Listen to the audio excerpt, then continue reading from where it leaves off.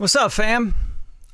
Hope you guys are doing well. It's Monday, and I just wanted to go live with you guys and talk production, songwriting, do a little Q&A, etc. because I kind of missed you guys this weekend. I was trying to do a live song review, but just didn't get enough songs to review. So instead, you guys get to hang out. I mean, we all get to hang out on a Monday. So what's going on with everyone? If you make it to this live, awesome. If you don't, then you get to watch the replay if you want to. But I'm going to be talking about and trying to go into some deep dive stuff on music production, songwriting. I can open up Logic. I can open up some sessions I'm working on, some songs I'm producing and writing myself. I can open up some Pro Tools stuff, really whatever you guys want, and whatever questions you have, just drop them right in the little chat thing. I think it's on the right on YouTube. But it's funny, man, like I've been going pretty ham on production and writing lately, and mixing and mastering. Obviously I do a lot of that, but lately it's been like trying to put, like, you notice I don't have my synths all stacked behind me because I'm like trying to work with one synth at a time and like just kind of minimize my options. Right. I find that sometimes that can spark new creativity and new ways of working on stuff. So right now I'm like really only focusing on using this sequential Trigon 6 analog synth, which is incredible, by the way. It's one of the best analog synths I've ever used, and I've used a lot. And then behind me, this one is the Osmos. And if you guys watched Dune 2 with the Hans Zimmer score, he used this a lot on that score. So this is a really, really cool instrument. It's a very expressive instrument. It has like aftertouch, and you can like wobble the keys, and like the sound engine in it is very, very sensitive. So it's kind of like playing a completely different instrument, which is really fun. But I'm here to help you guys. I'm here to answer questions. I'm here to hang out with you guys. I went from coffee to cocktail real quick, right? There's always that switchover part of my day. There's not always that switchover, like I just drink every day. But I just switched from coffee to whiskey. You know, 6:30 over here now, somewhere 6:20. So I figure, hey, you know, we can get into some whiskey. It's whiskey time, baby. But what's going on with y'all? How you guys doing? How's the week going? How was the weekend? You know, and what's going on? What's new? I'm working on a bunch of records, bunch of different artists, and I'm trying my best to make the best shit I possibly can for everybody and for myself. And that's a tough juggle. Let me tell you, you could shit out music. Everyone could shit out music, but making good records that people want to hear, that's like the challenge. You have to like give yourself a lot of space and a lot of time, and you have to like let things kind of come to you a lot of the times, which is a really interesting thing. What's up, Scott? How are you, man? Brian Olson, my guy. I'm working on a record for Brian right now. If you guys haven't already, go check out Brian's first song that we did. It's on Spotify. Just look up Brian Olson. You'll find it. What's up? Kevy Dawn music. Yep, Kevy Dawn. All right, so I'm gonna open up Logic. I'm gonna show you guys just a song I'm kind of messing with. I don't want to say kind of messing with. This is a song that has been sitting on my hard drive for a while, and I wrote and have been kind of writing and piecing together over a while, right? And that's kind of how I like to work on records, because I'll start and I'll have multiple records going at once, and then I'll find the ones that really like pop out, right? The ones that go like, ooh, that's the one. Let's finish that one. That's a summer song, right? And I try to pay attention to timing and feel. And the reason I do that is because when you're not a really popular artist and you're not even getting much traction, right? Like, let's say you are under 5,000 monthly listeners every month. The answer is not to pump Spotify's algorithm with a bunch of music. The answer is to find songs that fit with good timing. Okay? So release strategy for you guys. You want those songs to hit at certain times, and you want them to be great. You want them to be as good as you can possibly make them. The production, the songwriting, the mixing, everything. Everything needs to be dialed in as good as possible and as authentically as possible. In 2024, we're not doing the numbers game. I know a lot of you guys see a lot of people talking about just release a song every week, whatever, right? It's April 22nd of 2024. And I'll tell you right now, that idea is dying. It's fading. Okay. Now that may be a temporary thing. It may be that next year it's going to be like, no, now we're going to pump up AI music and we're just going to shit out music. But I'm telling you, people just can't listen to that kind of music. They just can't do it. They don't have enough time. So you have 100,000 songs being uploaded every day. If you're trying to saturate that market, you're completely delusional.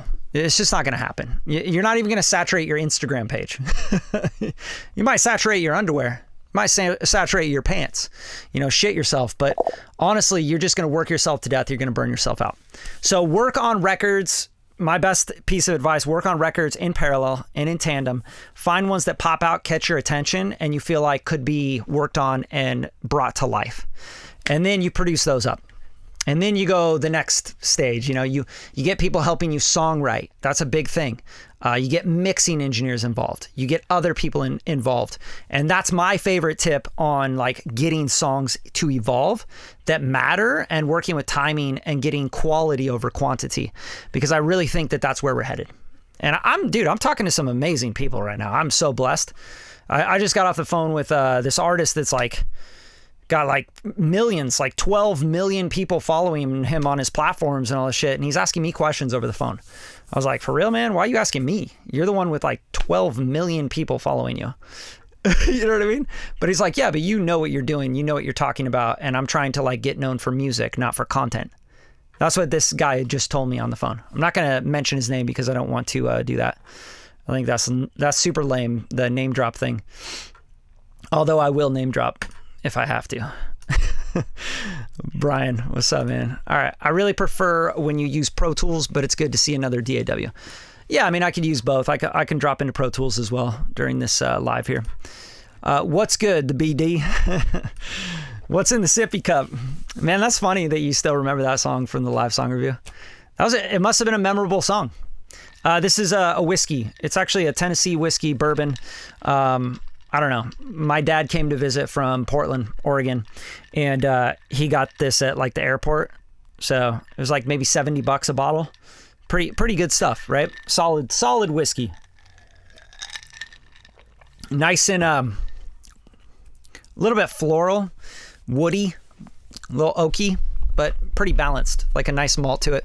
I don't know. I like to sip on things. I like espresso and I like whiskey on the rocks, that kind of stuff. So just my taste. But let's check this out. Let's check out what I got going on in this session. And I want to explain a little bit about my writing process, because this is really a writing template right now. This is production writing, okay? So I have a bunch of vocals down here. As you know, I always color them in hot pink, like that matters. But okay, so here's all my vocals and just stacks and stuff. Some of this is like way out of tune. It doesn't sound good. It's just like writing stuff and coming up with melodies and ideas and licks. So let me just play this for you guys so you can kind of get the idea of like what writing starts to sound like when I'm just piecing things together. And then if you have any questions, I'll just break those things down. Like, hey, what are you using? What are the plugins? How did you come up with this? Or what are you doing there, etc. I have guitars here. I have snare. I have drums. I got synths, all sorts of stuff in this session. And I'll play it for you real quick, just so you can get a feel.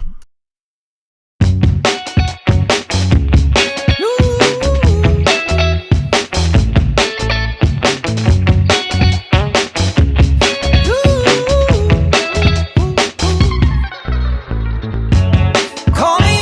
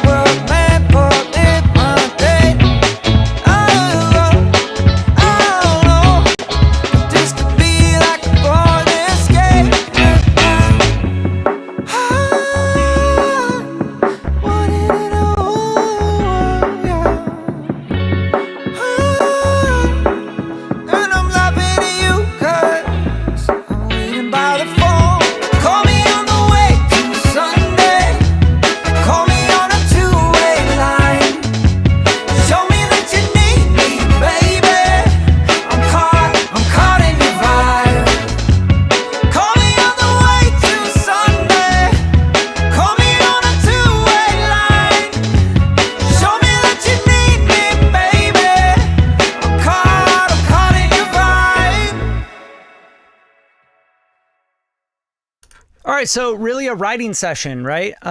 You can hear there's a lot of parts that are like, that's not right. That sounds weird. That's not done. That's not finished. What are you saying there? That melody's weird, right? There's a lot of things like that.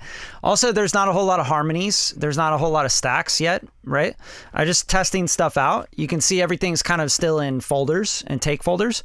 So I can still go in and comp, right? So I take multiple takes like you should, right? Because it's going to take your vocal at least like 3 to 5 takes just to warm up. And then you start getting into sort of like what you're going to maybe use for the record. And that's when you start hitting these spots where you're like, ooh, I like the way I sang that. Maybe I'll try falsetto. Maybe I'll try this. Maybe I'll try that. Maybe I'll try, head voice.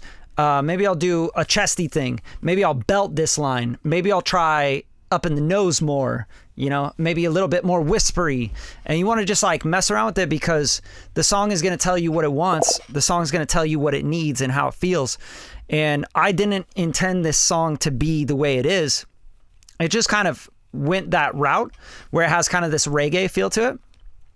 And that's just from my reggae background, like straight up. Like, I lived in Central America when reggae and reggaeton was like just popping off.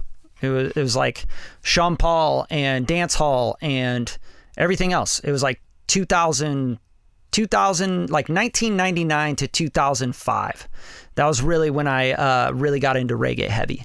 And when I was in Costa Rica, I listened to a ton of Bob Marley, a lot of roots reggae. I was introduced to all sorts of crazy reggae bands from all over the place. They speak patois on the east coast of Costa Rica, Limon. Which is island language. It's like it's kind of a dialect. It's like a blend of so many things. But same thing they speak in like Jamaica. Jamaica mom, bend up on the chest. They talk the Rasta shit. And, like all that kind of influenced my music. As your life is going to influence your music, I think you have to put that into the music. And you have to find that you're not going to do that on purpose sometimes. Like I did not make this all reggae on purpose, but it also has soul music in it. I grew up on soul music, making beats, MPC beats, 90s, early 2000s, right? So there's a lot of different influences there. The breakbeat, of course, is like just a loop that I just really, really fucking loved. And then I started chopping it up and seeing what I could do with just space in between on the breakbeat. And I thought that was a really cool vibe. And then I just popped on like some Super VHS, which gives it sort of a more lo-fi sound, takes the top off, heats it up a little bit, etc. Sort of just more tape vibe, like saturated sampled drums, right? From vinyl. And then I gave it a little dip at 430. I boosted a little bit at the 60, because 60 is like boom bap, hip hop, soul records, right? It's that fat, punchy area. And then I think I'm just giving this like some parallel compression. And this is like what it really started with, was this like little drum loop here. And I'll just play this for you because I think this has the vibe in it. And I'll show you how I start to write my bass lines and what I use and the samples and stuff, because this is all sample based. There's nothing live on this besides electric guitars. So there's some like electric guitars that are played in by a player, Marco, here in LA, good friend of mine. So let me play you this drum loop.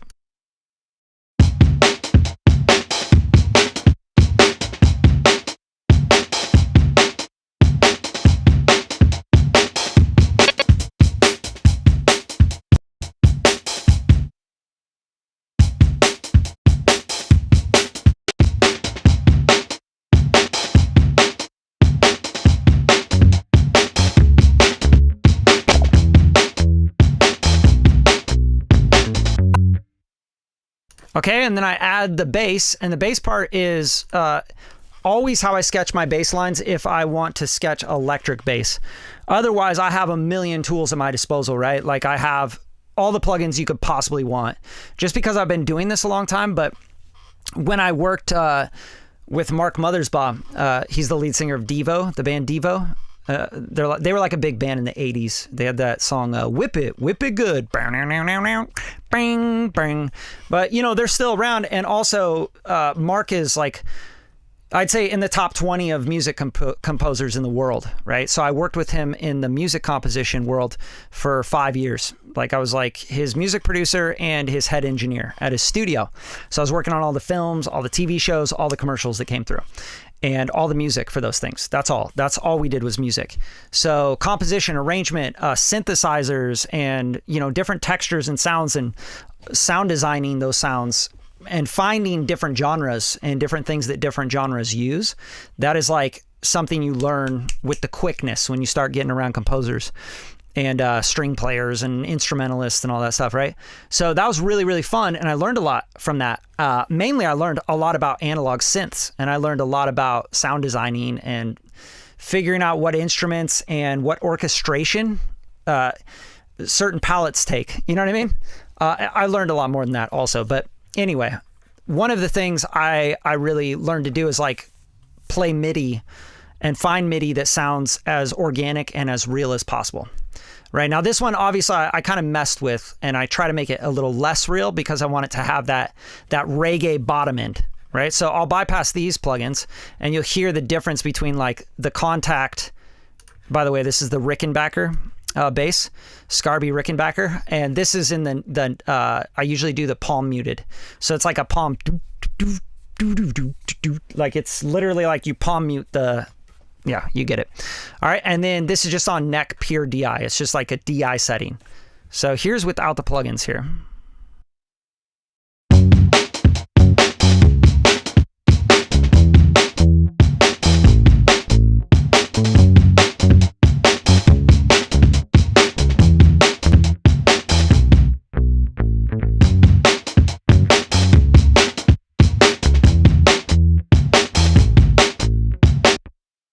All right, the plugins scoop it out. It makes this like scooped reggae sound. So more sub, less of the mids pretty much, right? And less of that chunkiness in the low mids. And sometimes that's great. Sometimes I love that on a Rickenbacker because that's really what it's known for, is that punchy kind of 200 to 900 area, right? It just sounds so great. But the RC20, distorting a little bit at the mids, cutting off the tops, just shaving the top on it with a filter. CLA bass, insanely good. Sub, bringing up just a touch of the sub. No, bringing it down. I'm sorry. Honk, bringing down the honk. So this is where the scoop happens. Push, parallel compression here. You have a sub here, and I'm taking that down as well. But it's on, so I'm not sure I'm taking it down. It might be still adding with the plugin. And then growl, which is like a distortion, taking that down, but it's still adding again. And then the pitch, which is like a chorusing effect. So here's the CLA bass on and off.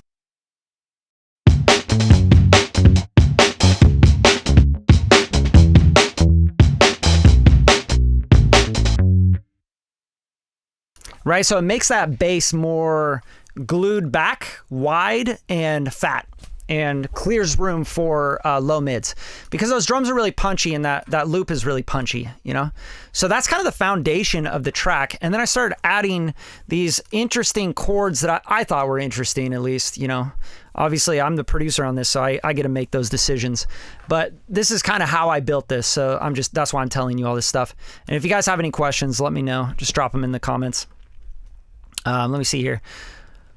Thoughts on using flex for pitch tuning? Hate it. I really don't like it. I tried to like it, and it's too much. It's not a good algorithm. That's something that Logic really needs to upgrade. I use Melodyne for all that stuff, or I use Auto-Tune Pro, and I'll use the graph mode.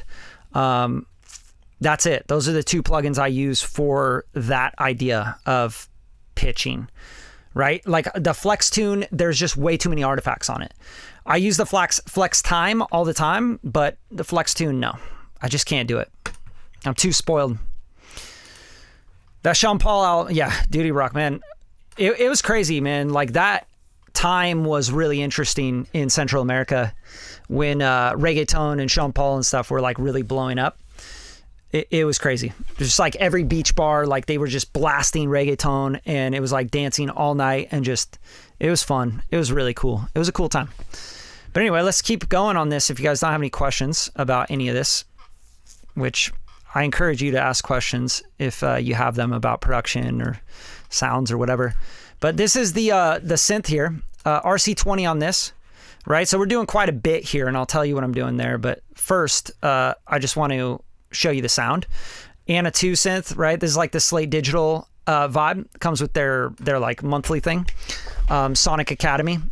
This actually has some really cool synth sounds in there, and it's kind of like a nice in between of like a software synth and an analog, fully analog synth, right? Like it kind of feels and sounds in between that. So that's why I like it. And then I'm just adding some sauce to it, you know? So here are the chords, if you guys want to see those. Very, very basic, lots of voice leading here because it's pop, right? So I'm not changing much. I'm not like jumping, right? Like parallel jumping with any of my chords. I'm just keeping it kind of real pop, right? Real fluid. And this is what this sounds like with the chords.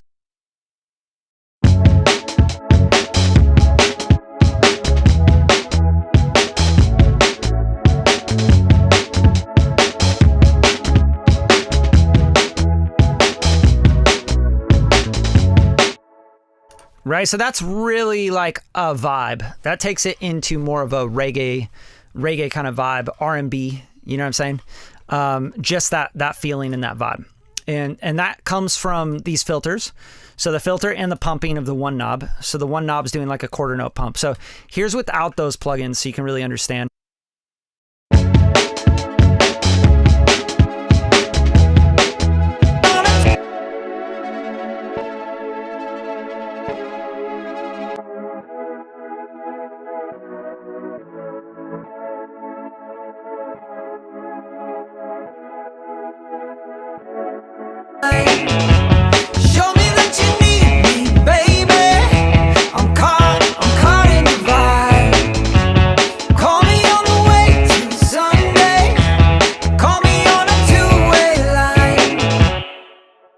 Right, so filtering it, making it sound more retro and vibey and kind of vintage toned. That's just part of my style of music. It's also reggae. Like if you listen to reggae, pull up any roots reggae kind of vibe or dance hall, it always has like that kind of vinyl-y, retro lo-fi sound to it. And that's just because of the time period, really. So kind of trying to bring that into it. Same thing with soul records, right? The tops are chopped off. It's just warm. And it's amazing what the RC20 can do. Like, let's be real here. Like, popping this in and out, this is a completely different synth.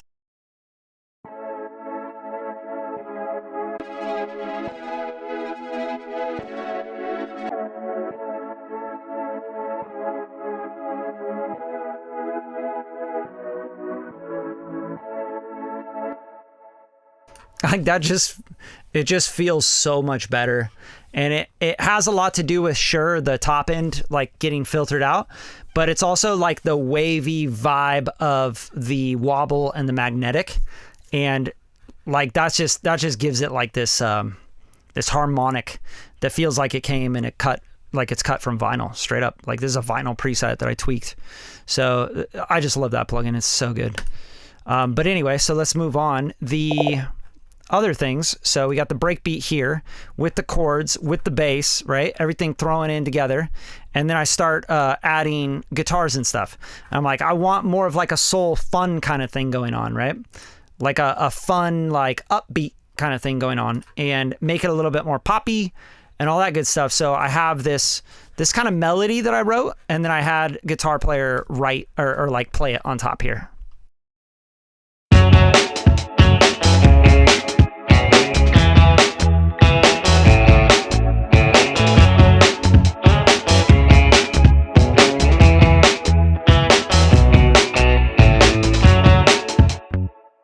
Now, that's really important because a lot of times you can take bass lines and make them counter to the melody, or you can make them kind of melodic. And I want this bass line to feel more melodic. And that's why I was like, yo, I need the bass line kind of doubled with a guitar that's doing a little bit more, right? So it has like the pickups. Bam, bam, bam, ba-da-da. You know what I mean? Like, so the da-da-da-da-da, like that's not in the bass line. So it's really cool to kind of like bounce off that. It makes it a little bit more bouncy and a little bit more fun and a little more retro vibe. almost like surfy, like Beach Boys kind of thing going on.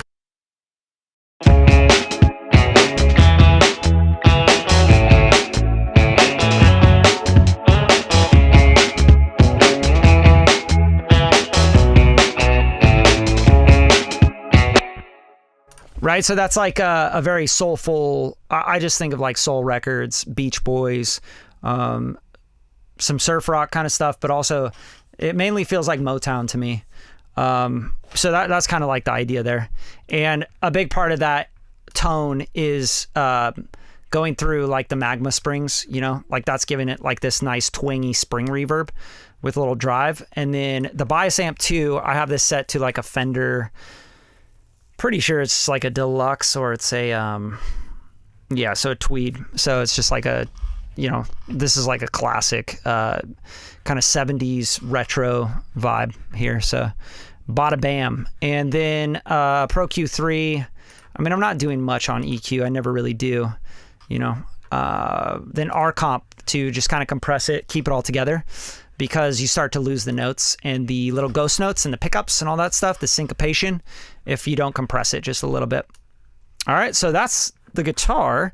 And then here are the guitar chords that are strumming with this, but this doesn't happen on this hook tease, but it happens on the actual hook, right? And it's also in the intro. So, you know, it's just a part of the arrangement.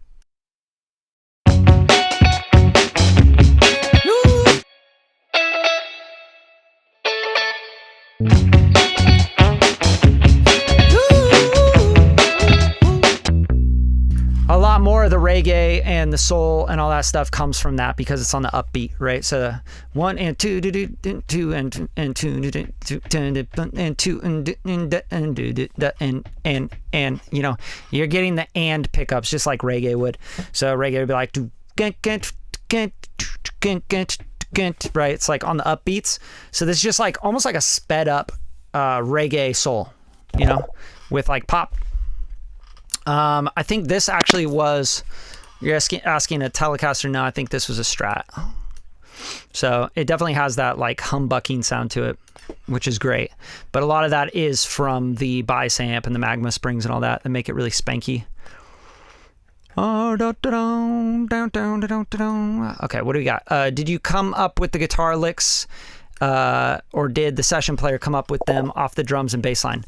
Yeah, so that's like a big part of, and a great question, Brian, because I think that's something that's a little bit misunderstood in music production, is that, you know, writing, right? It's like if you put down chords and you put down the feel and everything for a song, and then a guitar player comes on top of it and writes something, are they writing, you know, or are they just playing on top of what you wrote? You know what I mean? So it's really hard because it's an interesting concept where I always let the instrumentalist and the player play what they feel after explaining what the song's about and how it should feel. And I'll even like be like, oh, I want the guitars to go like ding ding ding ding ding ding ding ding. You know, that just feels like really soulful to me, like Sam and Dave, Dave and Sam, you know, all that kind of stuff. But yeah, it's kind of it's a blend. It's like me going, hey, here's a melody here. Okay, I want rhythm here, and then we'll sit together and like he'll play stuff, and we'll bounce back and forth, you know. And that's usually how it works with guitar players. Sometimes I'll write the full part and I'll be like, play exactly that. You know, just put some stank on it and make it sound like a real guitar because you're the player. You know what I mean? So that's a big part of it. Let me see here. What else you got? It's a bit off topic, but it'd be interesting if you did a video on orchestration and what you learned from these guys like the gentleman from Diva. Yeah, I learned a lot about orchestration. I mean, I learned a lot about a lot of things. So it's just deep, man. I think the hardest part about like talking about stuff that you know on like such a detailed level is that you have to almost find specific topics and points. That's why I do this like Q&A, right? Because it's like you guys have questions, so try to answer the things. But if you go into detail too much, you lose people, right? Because they're like, I don't understand what you're saying there. You know, what is that? And then they have to define things. So for example, I'll ask my wife, she's an RN in the ICU. If I ask her, what is that? She has to go on a tangent explaining what it is and how the blood interacts because of it and why it does what it does, etc.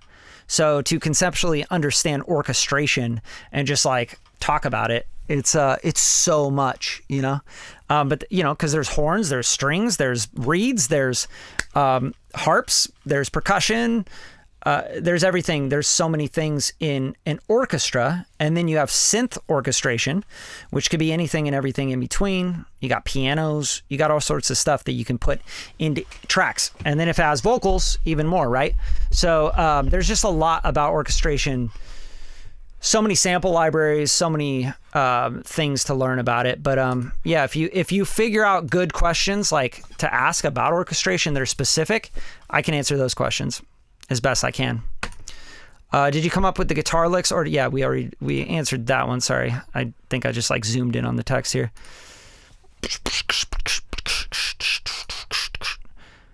Love the Beach Boys when I was a little kid. Listened to it over and over. Yeah, I mean Beach Boys are, you know, huge influence on all of pop music, pop culture everywhere.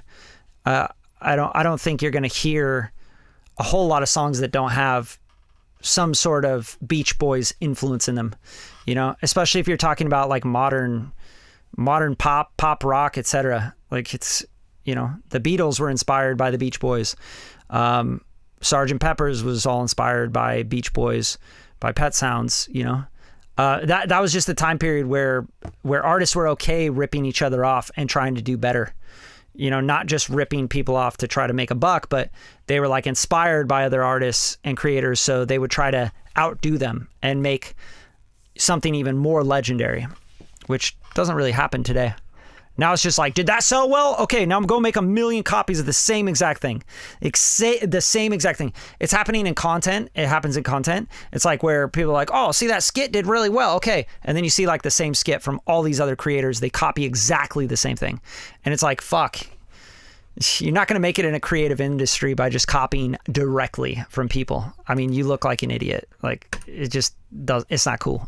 It's not going to work because you got to do it better. You got to innovate, you know? And I'm not trying to ever copy with my music. I just try and like let all the experiences and all the things that I know about music just kind of come through, you know? Oh, I like that. That sounds cool. And then I'm like, then you start to think of direction. You're like, oh, should I make this more pop? Should I make this more R&B, more reggae, more indie pop, more synth pop, more whatever, right? So you start to like direct and guide that vibe. And that's what music production really is. That's what a record producer would do. Guide the vibe, and also think about market viability. Think about, is it going to do well? Is it going to stream? Is it going to playlist well on Spotify? Is it going to get picked up? Is it going to sync license in TV? Would it work in a film queue? Would it work on a commercial, right? Would it sell a product? You got to think about things like that as a producer because we want to stay in business. We want to get to the next song. We want to be able to pay for our whiskey. You feel me? For our synths, for the food, for the rent, for the speakers, etc. And if you're in music, just because you just love music and you just want to make music, then yeah, you're a hobbyist. You know, you're just as good, or you're just the same as someone that likes to golf on the weekends. You know, go shoot 18 holes with the boys and drink some beers. Nothing wrong with that. You know what I mean? But this channel, fortunately for some of you and unfortunately for some of you, is based on making a living in music and being a music producer or a mixing engineer or songwriter for a living and being in the music space, because that's my life. That's what I do every day. So I want to talk about what I know. I don't want to talk about what I don't know. You know what I mean? I mean, that'd be stupid of me, right? Yeah, also that Pharrell lawsuit kind of fucked things up. That's facts. But yeah, so the next thing I stacked in, you know, was the guitars. And I have all these little parts that kind of come in and out. And I feel like that keeps things interesting on guitars. You don't want to like just have the same thing going with guitars. It's really boring. So, for example, there's a little part here that comes in halfway through verse 1, right? Where there's more guitars, and I'll show you those. We used to get high and laugh like kids.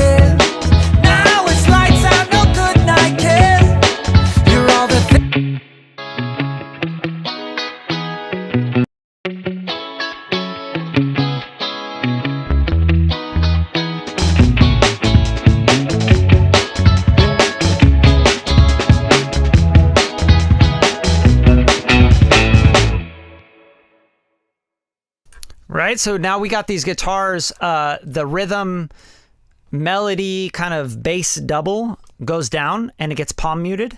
So it changes, like the variation changes of it.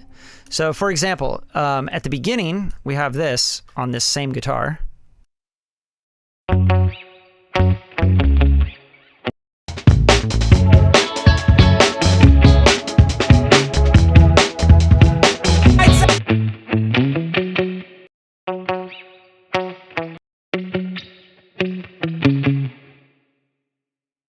Right? So get out of the way because there's vocals here. And the vocals are the most important part. We're telling a story. We're trying to bring the listener in, but we're also trying to give little textures and ear candy and vibes and layers and depth to the song and the meaning of the lyrics and the melody. So that's why we do these things with the guitar. Get it out of the way. A lot of people that don't really understand production or aren't that deep into it, they don't think about those things, right? They think, oh, just give it to the mix engineer. The mix engineer will figure it out.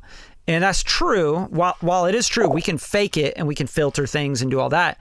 But you can also hear that the performance is different, right? So as a producer, your job is to understand what the final product is going to sound like when it's streaming, right? What is the vision? What is this part of the verse? What is the story? What's going on? Where are we going? What are we leading to, etc.? So what does the guitar need to do? And what does the player need to do? And then these rhythms come in, right? So these rhythms are really fun. I really like these. They just have like a really groovy vibe. And, you know, there's some sliding and bending and shit like that just really makes it feel more fluid and more soulful to me.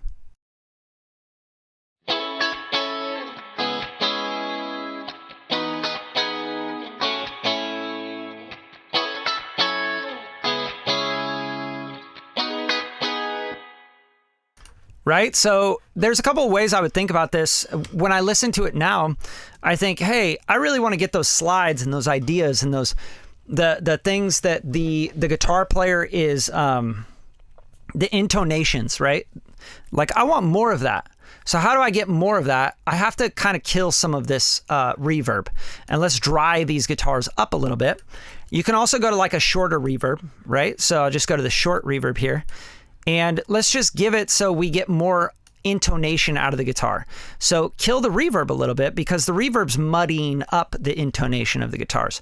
That's usually what reverb does. And just to prove that, let's bypass those springs completely and just listen to the guitars super, super dry.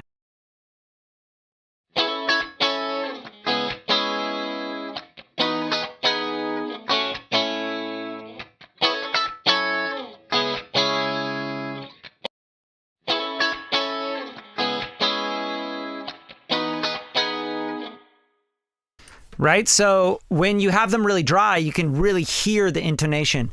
And if you want to hear that intonation more, I don't necessarily just go reach for an EQ, right? Especially when I'm producing. Like when I'm producing, I'm like, no, what's the amp sound like? What does the guitar sound like at the source? So for example, I want more intonation. I might push a little bit more drive or less, right? And just see what that's doing on the actual amp or on the guitar. Maybe you need to turn the guitar up, like when you're tracking or whatever it might be. Maybe it needs to come down. Maybe you need more presence on this guitar amp. Maybe you need to change the speaker, right? So the speaker, the cab, like the actual driver, right? Maybe you need to change that so it intonates at a higher range or is not as chunky, right? There's all these things you start to think about. Maybe the bass is too high on this and I need to bring up the middle on the preamp. So like that would be like the first thing is like, okay, there's already an EQ on here and it's being boosted. So maybe that's the problem, is that it's like getting too chunky and it's not intonating well enough in the high mids, meaning that 2K to 5K area on a guitar. All right, so I'll take this down a little bit, right? That bass, and I might push the middle just a touch. And then I'll copy this over, right? So this was the one, right, that I just messed with. Option drag it over, put it on the other guitar. And then just check that out. And this is totally dry again.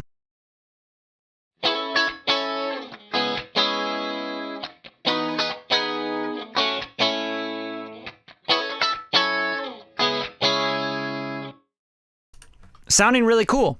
Now, other things you can do to get more texture and intonation, sometimes sound counterintuitive, but you can actually take this and drive it more, you know, to get maybe a little bit of harmonics out of it so that the chords and the notes and the harmonics of the guitar are standing out more. So when I go, you know, I can go, I can expand the harmonics by distorting. You know, that's what distortion does. So, and you can use any distortion. You don't even have to use the distortion that's going to happen from an amp, like a drive knob or pushing into the input or hitting this boost pedal or whatever the fuck, right? But, you know, you might as well try the first thing that's right here and see what it sounds like. That's how I think as an engineer. And one of the best engineers in the world, Jack Douglas, you know, he worked on Beatles and Aerosmith, bunch of Aerosmith records. He told me once in a session, he was like, sometimes the best thing to do as an engineer is do the thing that is going to take the least amount of energy or work. So if it's something that you can do while you're sitting down and you can just turn a knob or click a thing on the screen, you do that before you go get up and check the back and switch out the cable because the cable might be broken and that's why the guitar sounds weird, you know? You always do the thing that takes the least amount of energy and work as an engineer. The more you could stay in your chair, the more effective and efficient you could be, right? And, you know, if it's just like, you always check the thing that's the easiest thing to check right away. Is the mic on? Is 48 volts on? You know what I'm saying? So just flip the switch, turn on the boost pedal. Fuck yeah, let's go. Let's hear it. You know, that's all I'm going to do. And copy it over. And I know this is probably going to be like super driven now, but, you know, hear it, listen to it.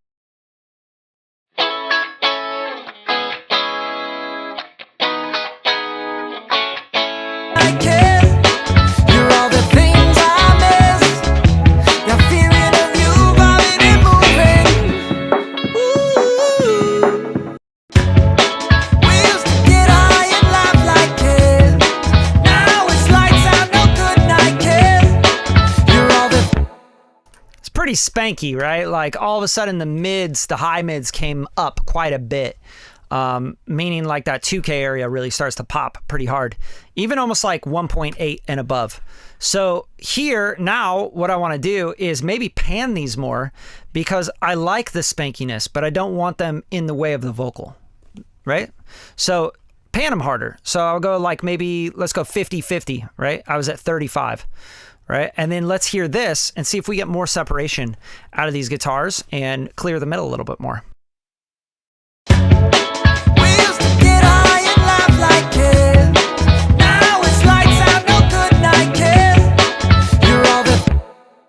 Right, but now they're too distracting and they're too up front. So now I can turn on the magma springs again and see if we can tuck them just a touch.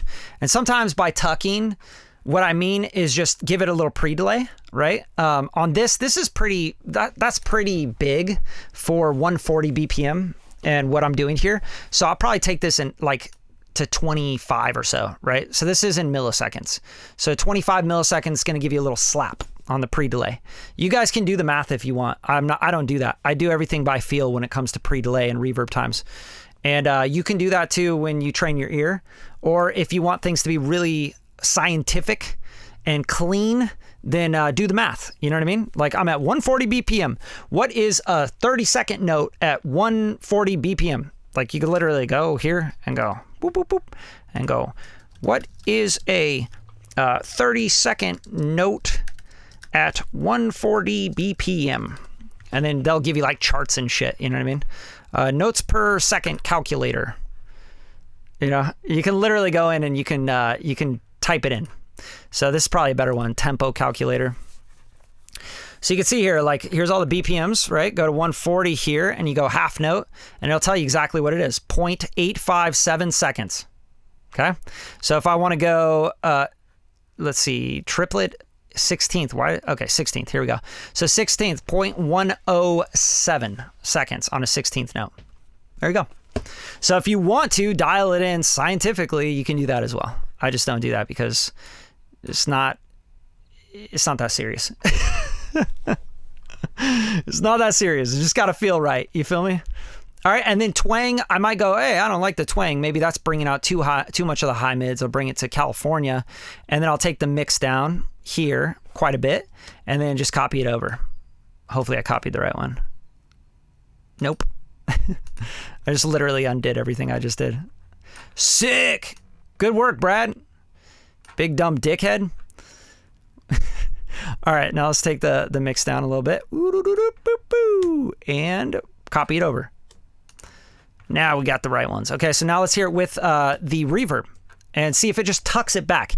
And I'll bypass the reverbs in and out so you can hear the guitar and what it does, and really pay attention to how much it comes out when the reverb's off versus how much it goes back when the reverb's on, and what happens to the vocal and your attention on the vocal. Because that's really, really important, is where you pull attention to. As the listeners listening to your record, you're the engineer, you're the producer, you're the writer, you're the whatever, you're the orchestrator. You have to guide the ear, right? In a film, you guide the eye. You use lighting tricks, shadows, etc.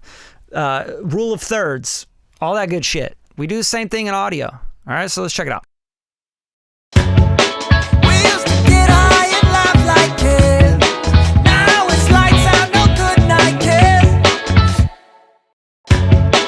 We used to get high and laugh like kids. Now it's lights out, no good night, kids. You're all the things I miss. That feeling of you bobbing and moving. All right, so for me now, I'm listening to it. I'm like, it's got too much mids going on in the guitar. So let's dip the middle on this, on the actual cab here. And the reason I think it has too much mids is because it's starting to conflict with the vocal. It's taking over the range of the vocal. I don't want that. And I'm going to bring up the presence because we can have that, right? The presence is just going to give like the top. It's not going to sit right in the middle and cover the vocal. And that goes from top to bottom, front to back, and left to right. It's not just front to back. It's not just left to right. It's like the high end will go up in the speakers, in the listening, right? So you can pan up and down. It's very important that you understand that. All right, so let's take that and let's move that one. Let's just duplicate it. So we kind of scooped the middle and we brought up the presence just a touch, and then we're just going to copy that and paste it over. So now let's hear that, and we'll just tuck these guitars into the mix. We used to get high and laugh like kids. Now it's lights out, no good night, kids. You're all the things I miss. That feeling of you bobbing and moving. All right, and then a big thing I like to do here is when I'm like not sure about something, I'm like, something's not right. The guitars are too thin, or they're too loud, or they're doing something weird. I'll just mute them completely and see what's going on without them. We used to get high and laugh like kids. Now it's lights out, no good night, kids. You're all the things I miss. That feeling of you bobbing and moving. We used to get high and laugh like kids. Now it's lights out, no good night, kids. All right, that's dope. So for me, it's like the rhythm guitars are not something you want to hear. They're like another bounce, another percussive element to the track. They make you want to dance, you know? Boom, ba-dum, down, dun. You're like, ooh, I'm dancing a little different. Dun, dun, dun, dun, dun. You know, you're moving your shoulders a little bit more, something like that. You're bobbing your head a little different. Like, that's what that feels like to me. It doesn't feel like something where you need to hear it. You just need to feel the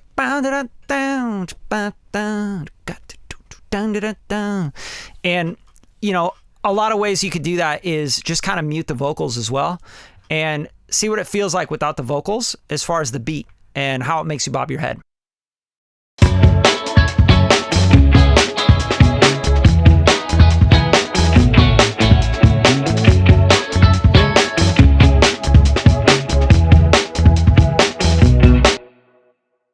If I take the guitars out, I lose the syncopation and I get the up and down, the web, web, web, web, right? And I start doing this. Like, okay, this is like an EDM track. Unce, unce, unce, right? That's what it feels like to me. And so there's this fine balance where you have these different syncopated parts and different rhythms that you're trying to fit in so that people can dance however they feel like dancing to whatever part. And I always love that about music. And to explain that better, it's like you're at a live show, right? and you're like, you look around, right? And you like see people moving a certain way. They're like, some people are dancing slow and they're doing halftime dances, right? They're like, ba, da, da, da, da, da, da.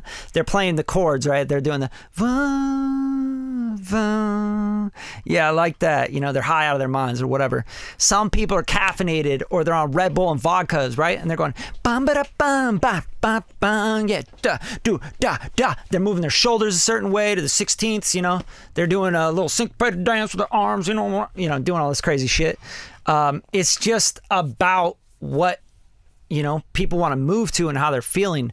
But you got to figure that out. You have to understand that with rhythms. If everything's going bum, bum, bum, bum, bum, I can't dance to that. Nobody can dance to that. People can stomp to that, right? And that could be a part of a song, like where you're like 1, 2, 3, 4, and everything's just going boom, boom. You know, kick drum, the boom, clap, boom, clap. You know. But then you have the Donnie was a bum bum dun dun dun dun dun, right? And then you have syncopation automatically with the vocal, right? So it's da da da da da da da da da da da. Then you start like moving different. It's just how music works, and you have to use rhythm. Rhythm is so important in music. It's insane. But when you marry rhythm and melody together, it's like an unstoppable combination. So when you pop melody, harmony, and rhythm all together, which is what these guitars are doing, you have like this insanely powerful thing happening that you don't realize, and it's subconscious, but people will dance to it differently. They'll feel it differently. They'll like or dislike a song because of that, right? That's why I cut these drums up so crazy, right? It's like doon doon doon doon doon doon. It's like a stop and go. It's an intro. It's like, oh, anticipation, right? So just trying to explain some of this stuff. So drums, bass, and these guitars alone gives you quite a bit, right? So check this out.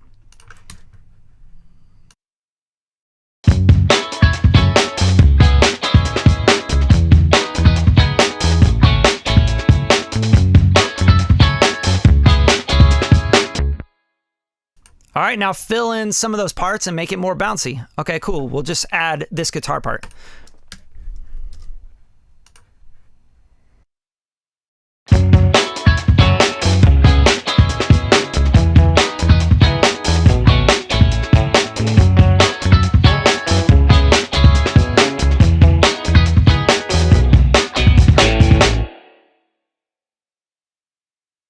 Now, the funny thing is, you could get on this and you could rap on it, you know, like people go, oh yeah, da-pa-da-pa-dee, bep-a-dee-pa-dee, bop-a-doop-a-dee, you know?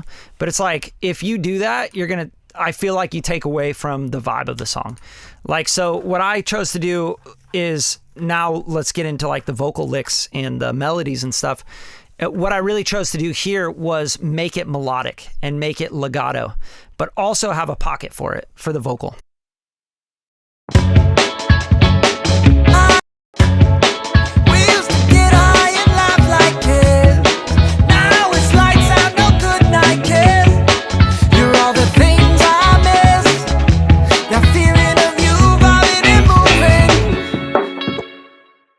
Right? So that's really, really important to the whole feel of everything. That makes it more roots reggae, dancehall reggae, because all of a sudden now you have like this R&B kind of vibe to it, and a little bit of a pop sense and a soulful kind of vocal. Call me up when it's late at night. I'll tell you I love the way you light up the room like you do, baby. But you've been in a new mood lately. We used to get high and laugh like kids. Now it's lights out, no good night, kids. Let's also mention like melodic rhythm and cadence is really important. To guide the story and bring the listener along. A lot of artists and writers, they don't understand cadence. It's actually kind of sad, like melody cadence, right?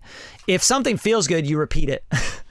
Like maybe you repeat it later, maybe you repeat it on the fourth bar, whatever the fuck it is, but you have to repeat it.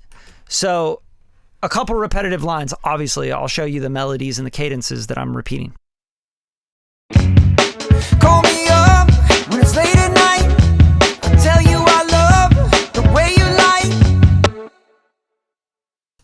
So right away, we have a cadence that's repeated exactly, right? Call me up when it's late at night. I tell you I love the way you light. Right? So instantly you have call me up. So there's 4 counts, right? When it's late at night, that's 3. That's a really important line for you guys to understand. The +3 method is like a catchy way of writing hooks. Okay, so hooks can be anywhere. Hooks can be in verses, they can be in choruses, they can be anywhere, right? So that's like line +3. That's what that's called. And this is all like songwriting jargon. But it's stuff you guys should learn for sure if you want to make catchier songs, right? I mean, I could just show you so many songs that do this. You know what I mean? It would blow your mind how many songs do like a line +3, right? Call me up when it's late at night. 1, 2, 3. Tell you I love the way you light up the room like you do, baby. Up the room like you do, baby. Right? You cut the parts together, right? And then I go into the same cadence again. Up the room like you do, baby. But you've been in a new mood lately. That's like a repetitive, and we're blocking it. Call me up when it's late at night. I tell you I love the way you light up the room like you do, baby. But you've been in a new mood lately. We used to get high and laugh like kids. Now it's lights out, no good night, kids. All right, same cadence. But if you notice what we did here is we used to get high and laugh like kids. Now it's lights out, no good night kiss. What we're doing here is a little bit different because we're jumping, right? So we used to get high and laugh like kids.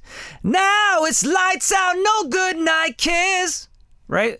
We're taking the melody and that sounds and feels more immediate and intense and longing. You get what I'm saying? So if we went like, we used to get high and laugh like kids. Now it's good night. Now it's lights out, no good night kiss. We're not going anywhere. See what I'm saying? There's no travel.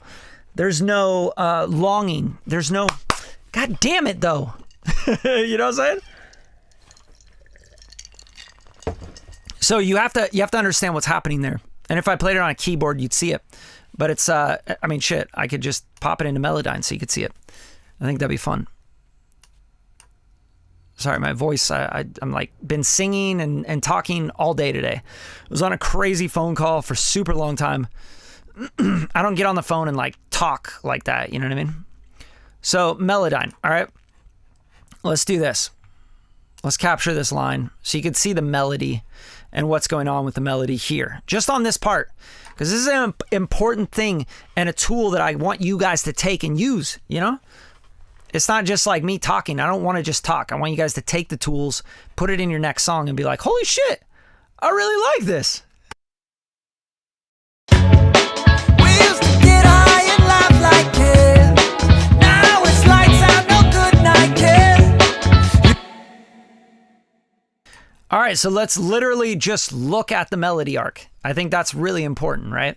Like you could get so much information by just looking at what's going on. So you have like, it's going F sharp minor blues, which is kind of funny. It's definitely not F sharp minor blues. So I probably just hit something that was like a little bit out of the scale, which is fine. You can hit a blue note. That's cool. But you can see, look, we're going up and we're going down. We're falling down, kind of, because this really should be up here. This kind of fucked it up. Sorry. Let me see here. Do do do do do do boo boo boo. All right, so this should be up here, right? Because that's really what that's doing. It's like a vibrato thing at the end, like just here. We used to get high and laugh like kids. Right, so actually it is down there. It's just a vibrato thing. So this is going down here. Let me just undo that. So we're just like falling off. We used to do something. When you used to do something and you're remembering things, right? Like you want to be reminiscent in your melody and in your lyrics. Imagine saying like, we used to get high and laugh like kids. The fuck? That doesn't feel like reminiscing, you know? But if you go, we used to get high and laugh like kids. I remember back in the days. I remember back when you and I, we would go grab a whiskey down the street. You remember that? See what I'm saying? The question goes up, but the remembering, the reminiscent talk. I remember when we used to go down to the blah, blah, blah on the thing down in the river, you know? You don't like, I remember when we used to go and get really drunk by the river. The fuck? So match the melody to the lyric and the concept and the idea is what I'm trying to tell you. And I'm doing this in a really shitty way because I think the whiskey's kicking in. So I'm sorry if I'm not clear enough. But here now we're going back and forth. We're bouncing back and forth. So you can see that that's where the torture kind of comes in, because at the end of the phrase here, we come back up, right? So this is down here on C sharp, and then this is back up a minor third, right? So, or yeah, 1, 2, 3 half steps up, right? So that feels more, we're going somewhere. But then that happened, you know? Oh, but the fucking, I want this to happen. It's like, yeah, it's like you're bringing up the intensity. You ever have a conversation with like someone you love and it gets really serious? You're usually like, okay, you start the conversation. You're like, yeah, I mean, listen, I love you, you know, like, and I don't want to hurt your feelings at all, you know? And then mid conversation, yeah, but like, here's the thing, like how I really feel. Okay. It's like sometimes so start out here, you know, I just want you to know that I really love you. And, I want to talk to you about this. I want to work this out with you. Went from there, to like, yeah, you know? So we're going up, and that's like where the conflict happens. That's where you build anticipation. So you have to think about these things in your melody writing. And after you think about them enough and you apply them enough, then you stop thinking about them and you just use them, right? It's like anything technical as well. Like when I'm like, oh yeah, what am I doing with the tube tech, right? Oh, well, a ratio of blah, blah, blah, you know, and like I can make this piece of content on exactly why I'm doing what I'm doing. But the truth is that once I know all this shit, I just do it to feel. And I'm like, that's perfect. That's a great amount of compression. Sounds great going through that. I A/B it. I'm like, yeah, perfect. That's exactly what I want it to do. It feels exactly how I want it to feel. I don't think about it. I'm not like, oh, I need to go 2-to-1 or 3-to-1, or do I try to hit 5 to 7, or what do I do, 9 dB of compression? I don't do that. You do it by feel. Okay, hopefully that makes sense. What is this? Someone needs to overdub, like in Spanish or like in a different language or something. That'd be kind of sick. I should do that. You guys good? You alive? You fall asleep?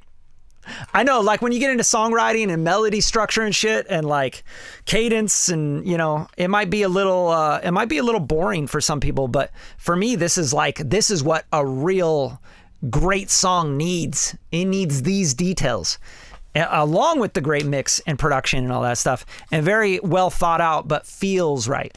So please, you guys, if you have any questions at all, like I'm here to answer your questions. All right. All right, cool. So we got a noob. So I'm making sure that I don't go too in detail. I don't want to go too in depth. But you know, I also want to go, almost getting Dubby Marley feeling from it. Yeah. Yeah. Hey, nailed it. There you go. Glad you got that feeling. That's exactly what I was going for. That's what's up. Yeah, I agree, by the way. I went to school for audio. I spent $100,000 on a degree in sound arts. I got my degree in sound arts, you know, and which is kind of cool because, you know, I tune this room. I know a lot about sound. I know the physics of sound. I know how to run consoles and run sessions and do microphones and blah, blah, blah, blah, blah, blah. But at the end of the day, you know, the real shit happens when you're like in a session with someone, you know what I mean? So I try to hopefully make this feel like you guys are in a session with me. I see. Just right over my head, bro. I wasn't paying attention. I'm sorry. Old school noob. Nice. All right, cool. Well, you guys, if you have any questions, you know, I'm going to start wrapping this up. Been streaming for a little over an hour, but I wanted to break all this down and kind of like go through some philosophy and shit with you guys and kind of what I was thinking about. But let's kind of finish this off. This pre-chorus I don't think is super strong, so it's something I might work on and rewrite. But I have placeholders, you know, and I always think, hey, man, that's something right now. So if I can beat that, I'll beat that. You know what I mean? So here's what we got, the pre-chorus. The weekend's too soon. I'm begging you to call me on the way. Right, so that may need stacks. I'm begging you to, like that going up there, like it may need like two, like a stack on top of it. It may need to like swell up, you know? Whatever the fuck it needs something, because that's not going to do it by itself on that, bringing it into the chorus and getting exciting again. It's just not going to happen. Okay, and then chorus vocals. Let's talk about this because this is really where I think the song is the strongest. To be honest with you, this doesn't feel like a traditional, typical chorus, right? This feels more like an indie kind of chorus. It's not like a big hit single kind of chorus. And I understand that, you guys. So when you're like, oh, but that doesn't, you know, it's like, that's not Katy Perry. Okay, duh. Duh. So this is really like more of like an indie thinking outside of the box with a chorus. Call me on the way to Sunday. Call me on a two-way line. Show me that you need me, baby. I'm caught in your vibe. Vibe is so low. All right, so that's like just a non-traditional, almost like indie reggae pop, right? It's not, I'm not trying to be super catchy, but I promise you guys, and if any of you guys experience this tomorrow or the next day, I don't care. If any of you on this stream right now, there's like 14 people on here right now. If any of you experience this where tonight or tomorrow morning or whatever, you start singing or humming, call me on the way to Sunday, call me on a two-way line. If you start singing or humming that, I want you to come back to this video and I want you to drop a comment and say like, yep, it happened to me. All right? Because there's certain melodies that you have to let stew. And when you let the melody stew, your brain can't help but think that melody up again. And I promise you, I learned from the greatest at this in the world, okay? The earworm, okay? That's like literally what I call this. And this is an earworm. And how do I know? Well, I guess like after you do it for like 25 years, you just kind of know. And I'm not bragging. That's not a brag. That's just like okay, I made this song, I made that song, I made 50 songs, I made 1,000,000 songs, whatever it might be. You always have certain songs that come back into your recollection and haunt you and keep humming over and over in your head or your brain or keep kind of bothering you, right? One is like that's killing me right now. Just like it's literally fucking torturing me. I swear to God, it's killing me. This song right here, Tourniquet. So there's this one part on this Zach Bryan song. I turn up your body and you turn and you die too. This shit is haunting me with the melody and it just keeps coming back and just killing me. Eastern Montana. If you need it, never satisfied. Is to satisfy. I'll bandage up your body and your bones and your bad days too. Take care of the blood that your love runs through. I know all the damage that some days in this dark world does. But you laughed last evening, something I dreamed of.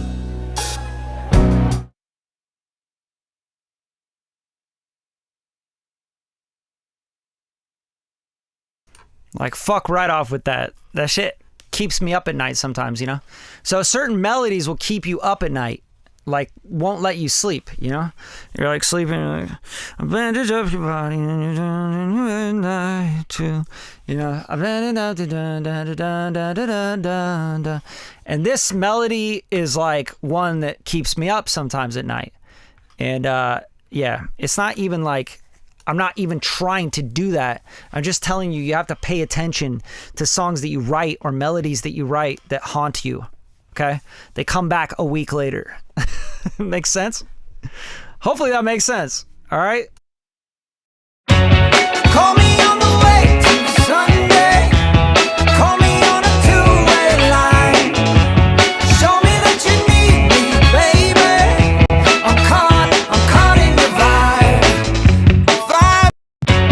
Call me on the way to Sunday.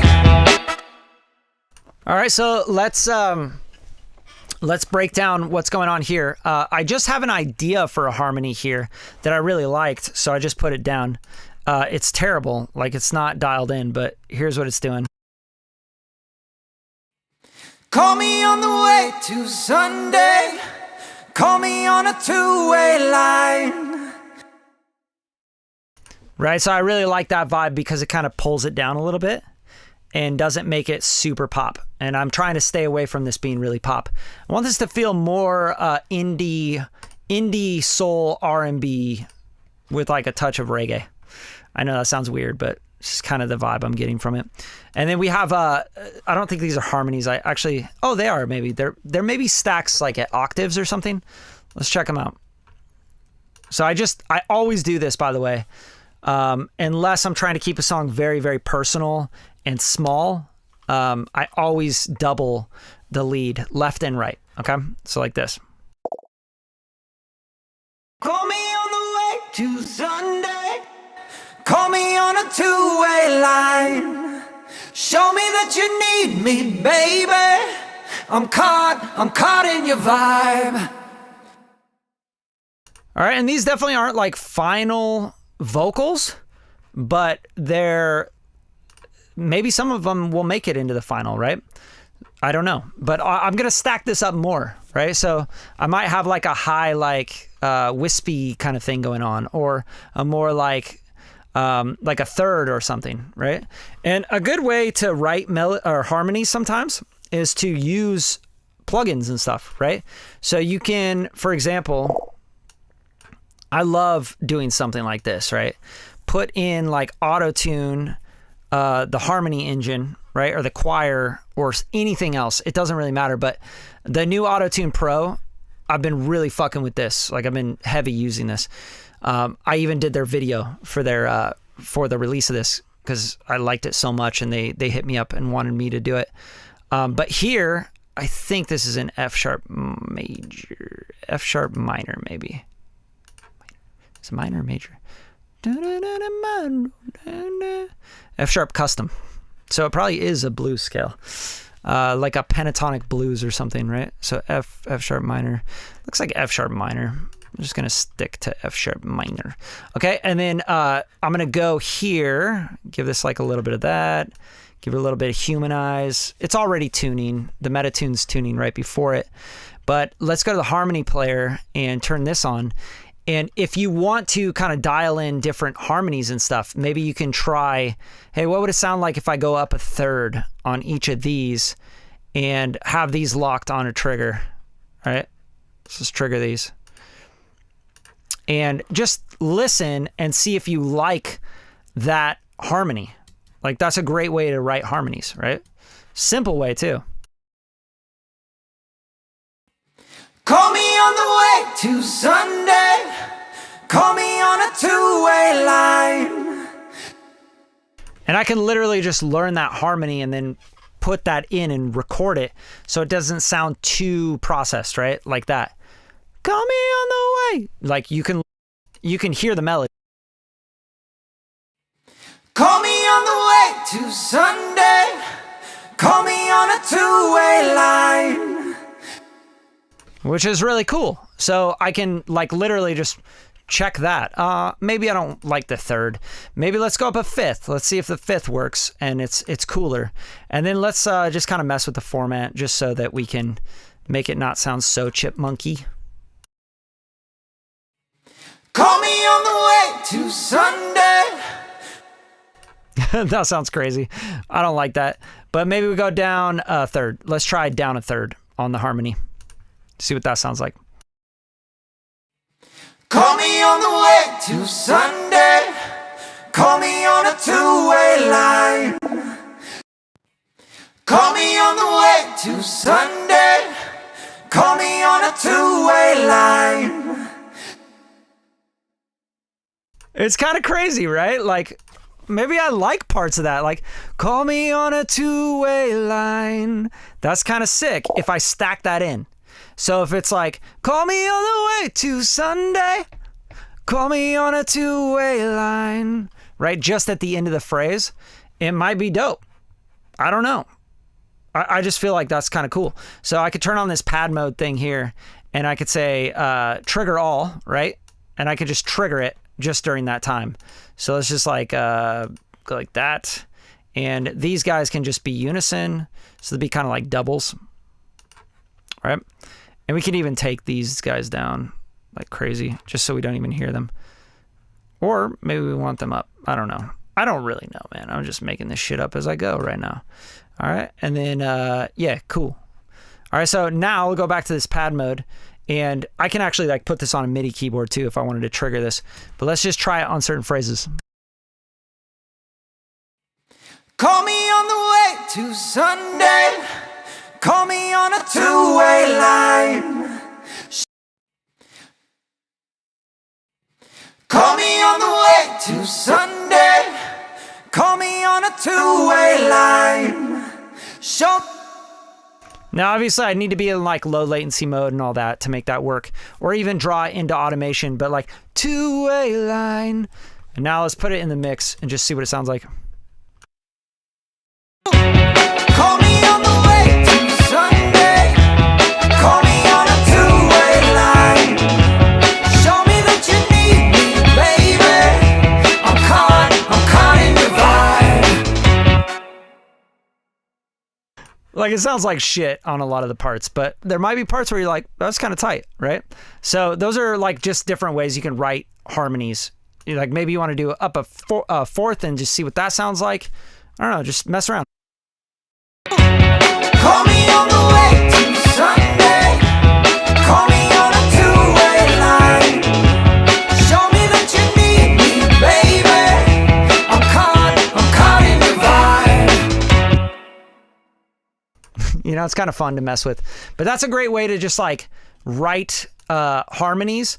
A lot of times I'll even sing through autotune just so I can put the scale in and like make sure that I'm locking in on a melody. A lot of people don't do that, and I'm always surprised by that. Like, why? You think you're like such a badass singer and like writer that you don't need any of the tools? Like, I don't need the tools, bro. I'm 100% organic, grass-fed, grass-finished, ground chuck. I don't give a fuck. Like, make a good song. How about that? Use the tools, make a good song, right? So that's kind of where I'm at with that. And that's it really right now. Like guitars, I think I added some session horns, right? So this is something I'm experimenting with for the chorus. I don't even know if I like this yet. It may bring it up too much into like the soul pop world and feel a little bit weird.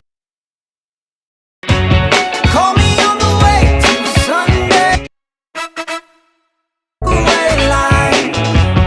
Show me that you need me, baby. I'm caught in your vibe.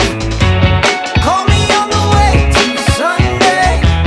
Call me on a two-way line.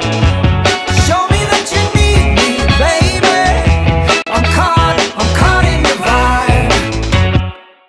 I just like the timbre, man. I'll probably have like a trumpet and trombone player and maybe like a reeds player stack in some stuff. Like for real. Like, so it's like, bum, ba-da, bum, ba-da.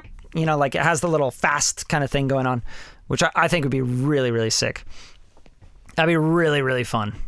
But yeah, that's like something I would do is like just have the horns in there just for the timbre. You know what I mean? Because it has like that like like it has that scratchy harmonic kind of thing going on.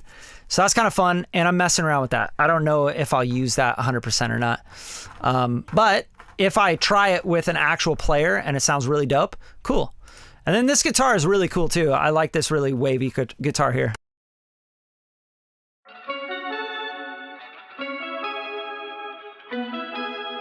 Two-way line. Show me that you need me, baby. I'm caught in your vibe. Call me on the way to the sun. Two-way line. Right, so that's really fun. I think that kind of vibe is going to make it more R&B, island, tropical feeling. You know, it kind of feels a little, you know, so I'll just kind of experiment with stuff. Yeah, cool. Thank you, Dr. Voodoo. Hit me with an email, dude. I don't know what you're emailing. You may be emailing the wrong email. It's bradley@radium-media.com. So very simple. Here, I'll put it right here. Radium-media.com.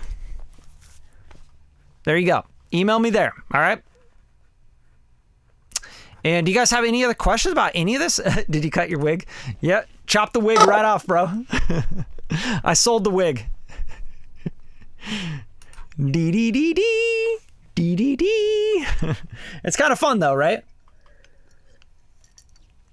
I think like I keep thinking about like this wavy vibe, you know, the boom boom boom, boom boom boom, boom boom boom, boom boom boom. So that actually is kind of fun because I sound design this quite a bit. It's bias amp is just like giving the guitar tone overall, and then the Pro Q3, right, which is just focusing on the top mids, and then the R comp compressing so I don't lose any of the notes. It's like an ARPed broken chord, right? And then this is kind of where things get interesting. I do the Murda melody and I do the spaced out plugin. And these two together really make this really something special. So I'm just going to bypass those so you can hear it without that.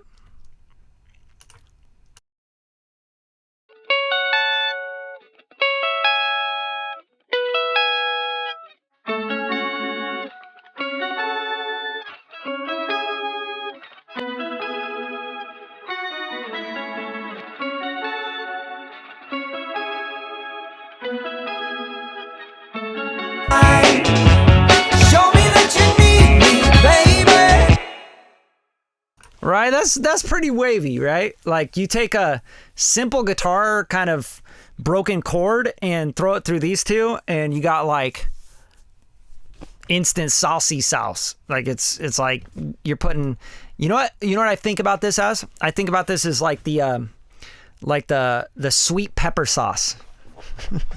You guys know what sweet pepper sauce is? It's like that chili sauce, but like with black pepper in it. Oh my God, it's so good. Like sweet chili sauce with black pepper. That's how it feels to me, you know? So like you take this off, like it's just like boring. It's just like a guitar pluck. Call me on the way.